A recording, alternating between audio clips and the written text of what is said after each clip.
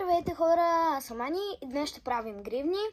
Като ето тук ще ви оставя дизайна, който съм избрала и ще се включа пак, когато съм направила самата гривна.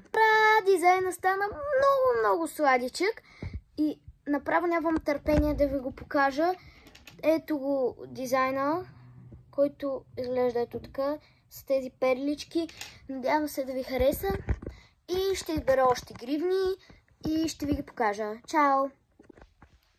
Ами хора, избрах ето този дизайн и ще е малко по-различен, защото, нали, както не съм ви казала, но аз нямам бяло. В смисъл, много малко е. И ще го направя с някакви като... не знам какви цветове. Ще реша и ще ви покажа като направя.